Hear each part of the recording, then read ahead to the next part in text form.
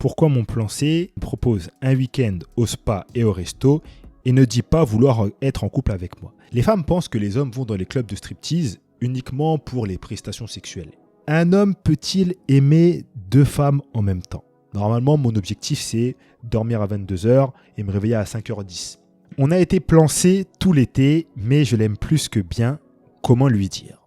Je trouve qu'on est trop dans cet état d'esprit-là. Mais bon, tu vois, juste là, je te dis ça, il y a des gens, ils vont voir ça, ils vont s'énerver. Salut à toi, j'espère que tu vas bien, j'espère que tu te portes bien. Bienvenue dans un nouvel épisode du podcast Relations Imparfaites, le podcast qui nous aide à améliorer nos relations. Je suis super content de t'accueillir aujourd'hui pour un épisode bien tranquille, bien spécial, parce qu'on va faire une foire aux questions, une petite FAQ. Il y a quelques temps, je vous avais mis une box pour que vous puissiez me poser des questions sur Instagram, ça fait un moment, dans mes stories. Et j'avais jamais eu le temps de faire cette FAQ, donc j'avais pris en capture d'écran les questions que vous m'avez posées. J'en ai sélectionné quelques-unes auxquelles je vais répondre aujourd'hui. Donc c'est un épisode à la cool, on est là, on est posé. C'est vraiment pas l'épisode que tu écoutes en étant concentré aujourd'hui. Voilà, mets ton casque, mets tes écouteurs, fais autre chose. Voilà, mange un petit peu, fais ton sport, ça va être vraiment super intéressant. Je vais te parler de façon très très libre. Et donc tu vas entendre les questions que m'ont posé certaines personnes de ma communauté. Et peut-être que tu es dedans du coup. Donc avant ça, je t'invite à t'abonner comme d'habitude, si ce n'est pas encore fait. Je ne sais pas pourquoi tu ne l'as pas fait, si ce n'est pas encore le cas. Abonne-toi, que ce soit sur Spotify, YouTube, Apple Podcast ou n'importe quelle autre plateforme. Et nous, on démarre tout de suite. Bon, forcément, je ne donnerai pas les noms des personnes parce que c'est censé rester anonyme au vu des questions qu'on me pose. On commence avec une question, on rentre directement dans le tas. On a été plan C tout l'été, mais je l'aime plus que bien. Comment lui dire? Alors, chacun fait ce qu'il veut de ses relations. Mais c'est précisément pour ça que je dis et je conseille souvent aux gens de faire attention avec les histoires de plan C. Parce que très souvent, il y a un des deux membres de la relation qui n'est pas vraiment une relation, qui s'attache. Et par la suite, qui ne sait pas trop comment gérer la chose. Donc là, aujourd'hui, ça a l'air d'être ton cas à toi. Moi, je vais te donner deux conseils. Quand tu ne sais pas comment dire quelque chose à quelqu'un, dis-le de la même façon que tu aimerais qu'on te le dise. Comme ça, tu ne peux pas faire d'erreur. Voilà. Si tu aimerais qu'on te le dise clairement, dis-le clairement. Mais deuxième conseil que je vais te donner, ne dis jamais quelque chose à un homme de façon indirecte. Ne dis jamais quelque chose à un homme de façon subliminale, de façon dissimulée. Parce que les hommes ont du mal parfois à comprendre les messages subliminaux et il se peut même que tu te retrouves en face de cet homme qu'il ait très bien compris le message subliminal que tu lui as envoyé, la signification qu'il a derrière, mais qui peut faire fi de ne pas avoir compris ce que tu veux lui transmettre comme idée. Donc, dis-lui très clairement, calmement, posément, et puis tu vois ce qu'il dit par la suite. Mais attention, n'oublie pas que là, tu enfreins le contrat. Voilà, le contrat de base, c'était pas ça. Le contrat de base, c'était que vous voyez que pour faire ce que vous avez à faire. Donc, si par la suite, ça amène à une rupture de la relation parce qu'il ne veut pas, sache que c'est totalement son droit et tu es prévenu. De toute façon, c'est vraiment des informations qu'il faut avoir en tête avant de se lancer dans ce genre de relation. Et c'est pour ça que je conseille vraiment pas trop de se lancer dans ce genre de relation aux gens, en fait. Parce que souvent, malheureusement, ce qu'on peut voir, c'est que je ne sais pas si c'était ton cas à toi, mais il y a des personnes qui se disent « bon, on va commencer comme ça, et puis par la suite, on va partir sur une vraie relation ». Oui, peut-être que toi, tu penses comme ça, mais la personne avec qui tu te lances dans une relation où vous allez avoir que des rapports sexuels ne pense pas du tout comme ça. Donc, voilà mon avis sur la question. Tu lui dis clairement et tu lui dis comme tu aurais voulu qu'on te le dise. J'imagine que tu aurais voulu qu'on te le dise très clairement, qu'on ne tourne pas autour du pot avec toi. Et donc, c'est ce que je te conseille de faire vraiment. On continue avec la deuxième question. Un problème de timing avec la bonne personne peut-il devenir un bon timing dans des mois ou des années? Et à cette question, je réponds oui. Personnellement, je fais partie des personnes qui pensent que dans la vie, on peut rencontrer la bonne personne au mauvais moment. Qu'est-ce que ça veut dire rencontrer la bonne personne au mauvais moment? Ça veut tout simplement dire que tu rencontres la bonne personne, donc la personne qui matche avec toi, physiquement, mentalement, intellectuellement, au niveau de ses principes, au niveau de ses valeurs, au niveau de sa vision de la vie, et j'en passe. Donc tu peux rencontrer cette personne, mais au mauvais moment de sa vie. Imagine-toi rencontrer un homme aujourd'hui et ce gars-là a ouvert son restaurant depuis 2 jours. Le mec a mis toutes ses économies dans le restaurant. Le mec a galéré pour obtenir son crédit, pour former ses équipes. Il a fait les travaux dans les locaux. C'était une galère comme pas possible. Il a failli ouvrir en retard. Il a ouvert il y a 2 jours. Donc, tu l'as rencontré là, il y a quelques jours, là, peut-être il n'y a pas longtemps. Ce gars-là, avant de te rencontrer, dans sa tête, c'était là, dans ma vie, il n'y a que le restaurant. Pendant les premiers mois, je vais mettre toute mon énergie, tout mon temps dans le restaurant. Et c'est normal, on ne peut pas lui en vouloir pour ça. Même si ce gars-là match avec toi, c'est peut-être la bonne personne au mauvais moment. Peut-être que tu rencontres une personne aujourd'hui qui match complètement avec toi sur absolument tout, mais que cette personne a un voyage de prévu à l'étranger, un voyage de 8 mois. C'est pas parce que cette personne part 8 mois que c'est une mauvaise personne. C'est la bonne personne, mais pas au bon moment. Et donc, il faut vraiment prendre en compte cette information. Par la suite, maintenant, à toi de décider ce que tu fais. Est-ce que tu attends? Est-ce que tu te dis « Ah tant pis, c'est mort, ça c'est ton droit, c'est ton choix ». Mais on peut rencontrer, selon moi, la bonne personne au mauvais moment. Et je sais qu'il y a des gens qui ne sont pas d'accord avec ça. Parfois, j'entends des personnes dire « Oui, si c'est la bonne personne, c'est que c'est forcément le bon moment n'importe peu. En gros, il va s'adapter, on va s'adapter. » Mais moi, j'ai l'impression que parfois, certaines personnes croient que le monde va s'arrêter parce qu'elles sont rentrées dans la vie d'une autre personne. Mais c'est pas comme ça que ça se passe. Avant de rencontrer cette personne avait des plans, des aspirations, des projets, des rêves, des objectifs. Et c'est pas parce que toi tu arrives à ce moment-là que cette personne va avoir forcément la possibilité de te faire de la place là, maintenant, tout de suite. Peut-être que cette personne pourrait te faire de la place dans 1 mois, peut-être dans 2 mois. Maintenant, c'est à toi de décider, est-ce que tu attends ou est-ce que tu n'attends pas. On continue. Possible que quelqu'un soit avec vous depuis 4 ans, mais ne vous aime pas. Point d'interrogation. Alors, moi, la question que je te pose, c'est pourquoi est-ce que ce serait impossible? Pourquoi est-ce que ce serait impossible qu'une personne soit avec toi, mais ne t'aime pas? Parce que aujourd'hui, toi, tu as ta vision de la relation avec cet homme. Ok. Donc toi, peut-être que tu aimes cet homme, peut-être que tu te donnes à fond pour votre relation, pour que ça fonctionne, et c'est très louable. Mais lui, qu'en est-il de son côté? Est-ce que tu connais vraiment son état profond? Est-ce que tu connais vraiment ses sentiments pour toi? Mais vraiment, sincèrement. Peut-être que oui, peut-être que non. Et il y a des gens qui sont là avec d'autres personnes, par habitude. Par habitude, ils peuvent rester là comme ça pendant 15-20 ans. Donc pour moi, c'est clairement possible. J'espère que ce n'est pas ton cas. Mais il va falloir que tu te penches sur la question, il va falloir que tu lui poses les bonnes questions, que tu essayes de voir ça chez lui, que tu essayes de voir à quel niveau est-ce qu'il s'implique, que tu essayes d'évaluer en fonction de ses actions, qu'est-ce qu'il fait pour que votre relation fonctionne, comment est-ce qu'il te considère, à quelle fréquence il prête attention à toi, comment est-ce qu'il fait en sorte que la relation se passe bien, qu'est-ce qu'il fait pour toi, comment est-ce qu'il te montre son amour. C'est ce genre de questions qu'il faut te poser avec vraiment du factuel, du concret. Pas du « je crois que » ou « ouais, mais j'ai l'impression qu'à ce moment-là, il a fait ça. Oui, mais en ce moment, je le ressens. » Non. Factuellement, qu'est-ce qu'il fait? Les hommes sont des êtres très factuels, de façon générale. On généralise, bien sûr. Donc, il faut que tu réfléchisses à tout ça. Mais oui, c'est possible qu'une personne soit avec toi en couple depuis 4 ans et ne t'aime pas. Oui, clairement. Alors ensuite, c'est pas une question que je prends, c'est un commentaire. Et ce commentaire est revenu plusieurs fois, c'est « Mais tu ne t'arrêtes jamais, il faut se reposer ». Il y a plusieurs personnes qui m'ont dit ça. Il y a souvent des gens qui me disent ça d'ailleurs quand je poste des stories sur Instagram, souvent, qui me disent en gros que je devrais me reposer, qu'il faut que je me pose et qu'il faut que j'en fasse un peu moins. Alors, premièrement, merci de vous inquiéter pour moi. Mais numéro 2, les amis, sachez que je me repose. Je ne sais pas pourquoi vous pensez que je ne me repose pas. C'est pas parce que je me réveille à 5h30 pour aller à la salle de sport le matin que je ne me repose pas. La nuit, je dors. Chaque moment que je passe avec ma famille est pour moi du repos. Parfois, je me pose, je regarde des séries.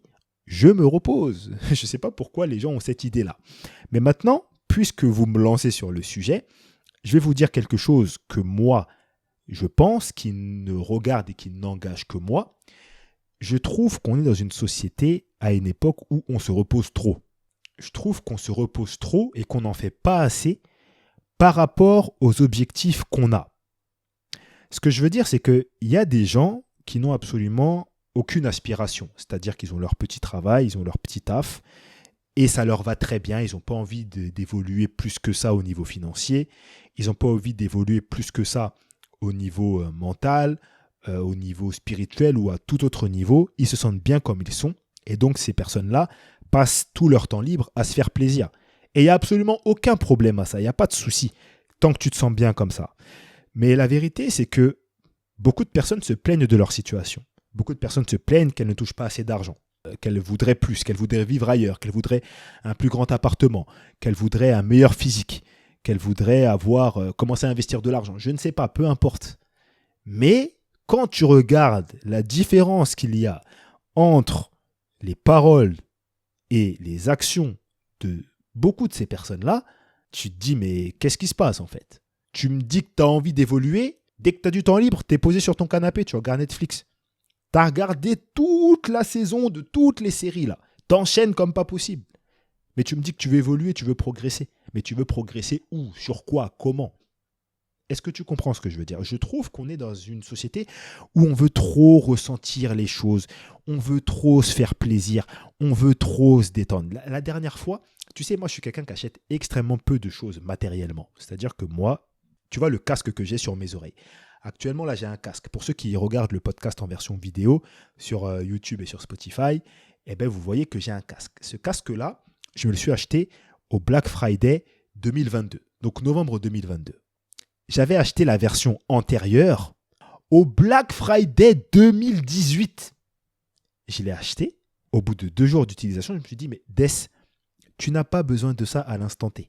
Il serait mieux que tu mettes ton argent ailleurs. J'ai ramené le casque. Et moi, ramener les trucs, c'est un truc que je fais souvent. Ramener les choses que j'achète quand j'estime finalement que j'en ai plus besoin, c'est un truc que je fais souvent. J'achète extrêmement peu. Et je racontais ça il n'y a pas longtemps sur un truc, là, une story ou je ne sais où. Il y a un gars qui m'a dit quoi? Ouais, mais il faut se faire plaisir. Mais mec, je me suis réveillé ce matin. J'ai mangé un petit déjeuner qui m'a fait plaisir. Dans la journée, j'ai mangé un plat qui m'a fait plaisir. J'ai fait du sport, qui était une activité qui m'a fait plaisir. J'ai passé du temps avec ma famille, truc qui me fait plaisir. J'ai vu mes amis, chose qui m'a fait plaisir. Il faut que je me fasse plaisir jusqu'à quand? Et j'ai pas besoin d'acheter toute la terre pour me faire plaisir. Et je trouve qu'on est trop dans cet état d'esprit-là. Mais bon, tu vois, juste là, je te dis ça, il y a des gens, ils vont voir ça, ils vont s'énerver. Donc, c'est un sujet que j'essaie de pas trop aborder. Mais là, vous m'avez lancé là-dessus, c'est pour ça que j'en ai parlé. Ne vous inquiétez pas, je me repose. J'avoue que je devrais me coucher un petit peu plus tôt parfois. En fait, le goal pour moi, c'est de dormir à 22h. Normalement, mon objectif, c'est dormir à 22h et me réveiller à 5h10. Pourquoi? Parce que 5h10, il y a un truc très spécial, c'est que vous n'existez pas à 5h10. À 5h10, le monde est vide. À 5h10, il n'y a personne à la salle, dans la rue, chez moi, tout le monde dort, sur la route. Donc en fait, je peux un peu faire ce que je veux. Et c'est pour ça justement que j'ai pris l'habitude de faire les choses le matin. Et puis je trouve que c'est bien de commencer sa journée tôt. Parce qu'en réalité, quand tu regardes ce que tu fais le soir, entre 22h et minuit, qu'est-ce que tu fais? Moi, c'est vraiment ça la question que je me suis posée. Je me suis dit, mais en fait, mec, qu'est-ce que tu fais entre 22h et minuit qui nécessite que tu te couches tard? Et la vérité, c'est que je faisais rien. Je regardais la télé, je regardais un match, j'étais sur mon téléphone, j'étais sur Netflix, voilà. Mais rien de capital. Donc le but pour moi c'est de dormir à 22h et je vous avoue que j'ai un petit peu du mal, ça se transforme souvent en 22h15, 22h20, voilà, j'ai un petit peu de difficulté à faire ça. Mais je vais me faire violence et essayer de pousser le truc pour vraiment réussir à tenir ces horaires. Je sais que c'est pour mon bien, donc voilà. Mais en gros, je me repose. Je vous raconte un peu ma vie. De toute façon, je vous avais dit que c'était un épisode chill. Voilà, c'est un épisode tranquille, on prend le temps aujourd'hui, on n'est pas pressé. Il y a une question que je vais traiter qui est très intéressante. Je vous cite la question. Pourquoi quand un homme aime une femme mais qu'il ne l'assume pas, il est mauvais? Pourquoi est-ce que je réponds à cette question? Parce que cette question revient très souvent de la part de la même personne lorsque je fais des FAQ. Cette femme justement qui m'a posé cette question m'a posé la question une fois, je lui ai répondu. 2 fois, je lui ai répondu. Et en fait, à chaque fois, elle me repose la question sous une autre forme. Et en fait, moi, la réponse que j'aimerais apporter à cette femme, et j'espère vraiment qu'elle écoute le podcast, c'est: est-ce que tu es sûr que cet homme t'aime vraiment? Ou est-ce que tu ne serais pas en train d'essayer de te convaincre que cet homme t'aime? Parce qu'un homme qui aime une femme n'a aucune raison d'être mauvais avec cette femme. Voilà, ça c'est des comportements qu'on avait, pas quand on était des hommes, pardon, mais quand on était des enfants. C'est-à-dire que quand on était enfant, il y avait une fille qu'on kiffait, et ben voilà, on n'arrêtait pas de l'embêter, on n'arrêtait pas de la chamailler, on n'arrêtait pas de la saouler pour lui montrer quelque chose. Mais en réalité, derrière, on savait qu'on avait des sentiments pour elle, mais on ne savait pas exprimer ça correctement. Un homme aujourd'hui en âge adulte, s'il aime une femme sincèrement, il n'a pas besoin de faire ce genre de choses-là. Et donc, le fait que cette question me soit reposée souvent me fait penser en fait que peut-être que tu es en train de t'imaginer quelque chose. Donc, je ne suis pas en train de dire que c'est le cas, c'est pour ça que je t'invite vraiment à réfléchir. Est-ce que son comportement actuel te montre qu'il t'aime? Si son comportement actuel ne te le montre pas, eh bien c'est qu'il ne t'aime pas. Ou en tout cas, tu devrais prendre en compte cette idée-là. Et j'ai fait une vidéo qui s'appelle « 12 signes qu'un homme t'aime réellement », qui est sur YouTube. Je vais te mettre le lien juste en dessous pour que tu puisses vraiment accéder à cette vidéo et la regarder. Ça t'aidera un petit peu à voir est-ce que tu remarques certains comportements que cet homme fait. Mais fais attention. Pourquoi certaines femmes n'acceptent pas d'hommes moins âgés, quoique matures? Très souvent, j'ai vu des femmes être dans cette situation, c'est-à-dire qu'elles sont en face d'un homme qui a absolument tout ce qu'elles veulent. Le mec, financièrement, il est en place. Elle voulait un homme qui a confiance en lui, il a confiance en lui.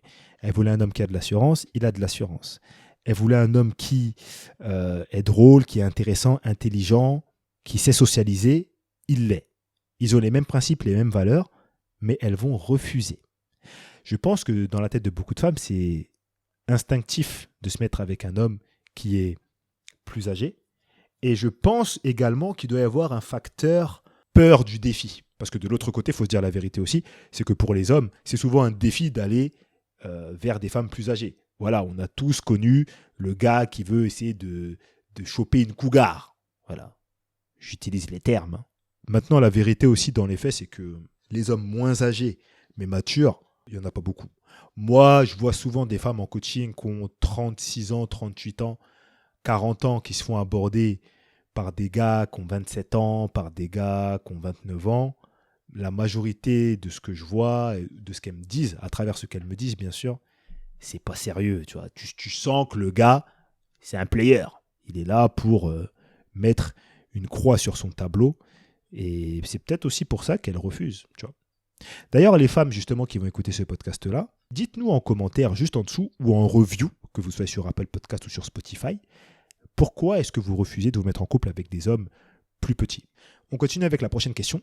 Un homme peut-il aimer deux femmes en même temps? Quand vous êtes devant une question comme ça, demandez-vous l'inverse. Pourquoi est-ce qu'un homme ne pourrait pas aimer deux femmes en même temps? Moi, en fait, je ne trouve pas de réponse à cette question. Prenons un homme. Voilà. On prend Gilbert. Gilbert, il côtoie Marthe et il côtoie Justine. Il voit ces femmes-là à la même fréquence. Ils font les mêmes choses, ils ont les mêmes délires à peu près, les mêmes passions. Pourquoi est-ce que Gilbert n'aimerait pas les deux femmes en fait? Les polygames ont plusieurs femmes, ils aiment leurs deux femmes. En tout cas, j'ose espérer qu'ils aiment leurs deux femmes. Vu tout ce que tu dois payer, j'espère que tu les aimes, quoi. Je pense qu'un homme peut aimer deux femmes en même temps. Et je ne vois surtout pas pourquoi est-ce que ça pourrait être l'inverse, en fait. Humainement parlant, sentimentalement parlant, je ne sais pas pourquoi est-ce que ça pourrait... Je vois pas pourquoi est-ce que ça pourrait être l'inverse, pardon. Comment dire à son sex-friend qu'on veut être la personne attirée sans le faire fuir? Alors, je ne comprends pas la question. Comment dire à son sex-friend qu'on veut être la personne attitrée, excusez-moi, sans le faire fuir? Alors là, déjà, on revient sur cette question du fait de se lancer dans ce genre de relation qui est très difficile parce qu'il y a souvent une personne qui s'attache. Très souvent, c'est la femme. Quoiqu'il y a beaucoup de cas où l'homme aussi commence à un petit peu perdre ses repères au fil de la relation. Premièrement, ce que je veux te dire, c'est que là, tu fais une erreur déjà. Comment lui dire sans le faire fuir? Déjà, s'il fuit, tu ne peux pas contrôler. Tu ne peux pas contrôler ce truc-là. Ça veut dire que il faut que tu te dises, moi, je vais venir dire du mieux possible. S'il fuit, il fuit. S'il ne fuit pas, tant mieux pour moi. Mais tu ne pourras pas contrôler ce truc-là. Tu ne peux que te concentrer, sur ce que tu contrôles. Ok? Moi, je te conseillerais de lui dire de façon très claire, très directe. Écoute, ça fait plusieurs fois qu'on se voit, on fait ce qu'on fait, ça se passe super bien, mais tu sais, je m'entends bien avec toi et je suis en train de commencer à développer des sentiments. J'aimerais qu'on aille plus loin, j'aimerais qu'on ait une relation officielle. Qu'est-ce que tu en penses? Et puis là, tu ne dis plus un mot. Une question ouverte qui lui laisse la possibilité de s'exprimer avec ses propres mots, avec ses propres sentiments. Comme ça, tu verras ce qu'il veut, ce qu'il accepte de faire ou non, très simplement. Prochaine question, pourquoi mon plan... décidément, pourquoi mon plan C me propose un week-end au spa et au resto et ne dit pas vouloir être en couple avec moi? Eh bien, il y a de très fortes chances qu'ils sont en train de commencer à divaguer. En fait, il y a deux possibilités. Il y a la possibilité où il est en train de commencer un petit peu à développer des sentiments et donc ça devient un peu compliqué pour lui. Il est en train de se projeter sans vouloir te le dire parce qu'il se dit que si il te le dit, soit tu vas fuir ou soit ça va l'engager dans une relation qu'il n'a peut-être pas envie d'avoir tout de suite ou dont il n'est pas encore sûr. Ça, c'est l'une des deux options. Et l'autre option, selon moi, c'est peut-être tout simplement qu'il a envie de plus que du sexe, en fait. Et ça, c'est quelque chose que beaucoup de femmes oublient. C'est-à-dire que les femmes pensent que les hommes vont dans les clubs de striptease uniquement pour les prestations sexuelles. Et en fait, quand vous lisez le livre, il y a un livre là qui a été écrit par Nora Vincent qui s'appelle Self-Made Man. En fait, Nora Vincent, c'est une femme qui a fait une expérience qui devait durer 4 ans où elle se déguisait en homme et elle vivait la vie des hommes, littéralement. Et elle raconte son expérience sous toutes les sphères de la vie masculine. Vie amicale, vie amoureuse, vie sexuelle et j'en passe. Et donc, cette expérience, elle était censée durer 4 ans. Au final, elle n'a duré que 18 mois parce qu'elle n'a pas assumé le fait de vivre une vie d'homme. Elle n'a pas assumé ce truc-là. Et elle raconte dans son livre qu'elle a remarqué une chose, c'est que les hommes qui allaient dans les clubs de striptease et qu'elle rencontrait, c'était surtout des gars qui avaient besoin de parler. C'était surtout des gars qui avaient besoin de compagnie. Et la vraie question qu'il faut se poser derrière tout ça, c'est quel est le niveau de solitude de cet homme dans sa vie ? Parce que peut-être qu'aujourd'hui, tu es vraiment la seule personne avec qui il échange. Bon, alors au niveau échange, vous êtes sur ce qu'il y a de plus fort entre deux êtres humains. Parce que vous voyez pour faire les prises de judo. Mais peut-être que cet homme-là a besoin de passer du temps avec une personne, d'échanger, de sortir. Et tu es peut-être la personne qu'il trouve le plus adaptée pour ce genre de problématique. Donc voilà, c'est l'une des deux options qui est possible. Et ne négligez pas la deuxième option. Hein. Ne négligez vraiment pas ça. Ça arrive assez souvent et ça, c'est un truc que beaucoup de femmes ne comprennent pas parce qu'elles ne le voient pas. Elles se disent, ouais, mais non, mais les hommes, c'est que sexuel ou quoi. Mais il y a beaucoup d'hommes qui sont dans la solitude. Et il y a une escorte qui disait, il y a beaucoup d'hommes qui la contactent, en fait, pour aller au resto. Je ne sais pas si vous vous rendez compte. En fait, elle se fait payer pour aller au resto. Et ce n'est pas des dîners d'affaires, parce qu'on pourrait s'imaginer ça. On pourrait se dire, ouais, que le gars, c'est un mec célibataire, il a besoin d'aller à un restaurant, un repas d'affaires avec une femme, donc il paye une escorte. Ça arrive parfois. Mais non, il y a des escortes qui se font contacter uniquement parce que les gars veulent manger un petit bout, passer du temps avec quelqu'un. Je vais prendre la dernière question qui est, tu penses quoi des applications de rencontres ? Alors, moi je pense que les applications de rencontres sont un moyen comme un autre de faire des rencontres aujourd'hui à notre époque. Ni plus, ni moins. Maintenant, le problème en fait, c'est pas les applications de rencontres. C'est ce que les gens font de l'application et c'est la façon dont les gens imaginent leur aventure sur l'application de rencontre. Ce qui se passe, c'est que beaucoup de personnes me disent « Oui, mais Des, les applications de rencontre, dessus, il n'y a pas beaucoup de gens sérieux. Dessus, il faut trier. Dessus, on passe beaucoup de temps pour pas trouver grand-chose, etc., etc. » Et c'est la réalité. Mais qu'est-ce que tu gagnes en avantage ? Eh bien, en avantage, tu ne sors pas de chez toi quand tu es sur une application de rencontre. En avantage, tu es dans ton confort, de ton canapé. En avantage, s'il y a quelqu'un qui te parle et que tu n'as pas envie de lui parler, tu ne réponds pas, tu as juste à bloquer et tu ne te fais pas agresser ou tu ne te fais pas insulter, tu ne te fais pas crier dessus, tu ne te fais pas importuner dans la rue en échange. En fait, ce qu'il faut bien comprendre, c'est que tout est payant dans la vie. Tu obtiens une certaine forme de facilité, une certaine forme de confort en utilisant des plateformes de rencontre. Forcément, derrière, tu auras un inconvénient.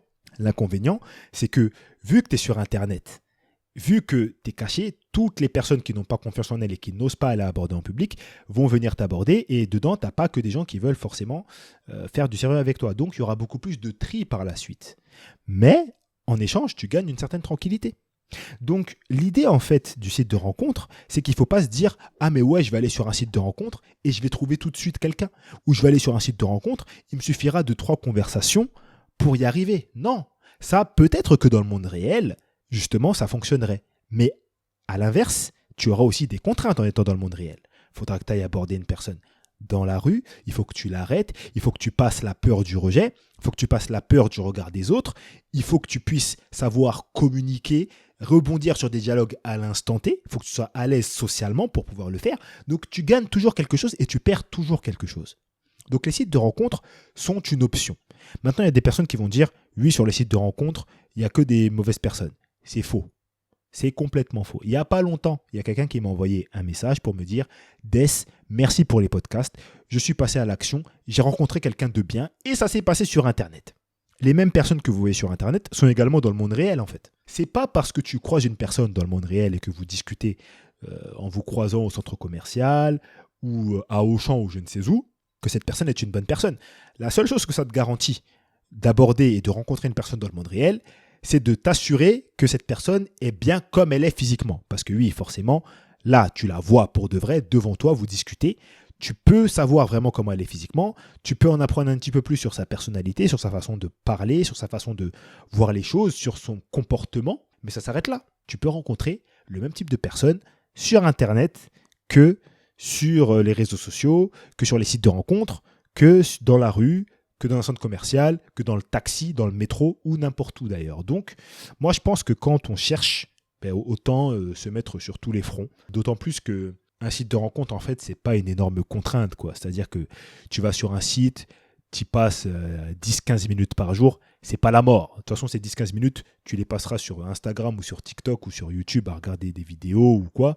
Voilà, tu es aux toilettes, vite fait, tu passes sur les sites de rencontre, tu regardes s'il y a des personnes qui t'ont envoyé des messages, s'il y a des profils qui te plaisent. Si tu as envie, bien sûr, si tu n'as pas envie, ne le fais pas, ne te force pas. Mais si tu vois qu'il n'y a absolument rien qui se passe dans le monde réel pour toi et que tu as un peu peur du regard des gens pour faire le premier pas dans la rue, mets-toi sur les sites de rencontre et peut-être que des hommes viendront t'aborder un peu plus facilement, surtout que toi, tu es une femme. Généralement, il y a plus de demandes pour les femmes que pour les hommes sur les sites de rencontres. Donc moi je dis à tester. Je pense toujours qu'il faut tester les choses par soi-même pour pouvoir se rendre compte est-ce que ça nous correspond ou non. Voilà. Écoutez les amis, je vais m'arrêter là. On a vu pas mal de questions ensemble. Donc on refera ça bien évidemment. Je ne vais pas faire toutes les questions parce qu'il y a des questions, j'ai déjà répondu plusieurs fois sur Instagram en FAQ. Donc n'hésite pas à t'abonner à mon compte Instagram. Je te le mets juste en dessous dans les liens qui sont en description. Dis-moi ce que tu as pensé de cet épisode. N'hésite pas à me mettre une review, que tu sois sur Apple Podcast ou sur Spotify. Mets-moi les 5 étoiles, ça me ferait super plaisir. Et puis moi, je te souhaite une excellente journée ou une très bonne soirée. Ça dépend à quelle heure tu as écouté ça. Salut à toi et à la prochaine pour un nouvel épisode de Relations Imparfaites, le podcast qui nous aide à améliorer nos relations. Tchuss!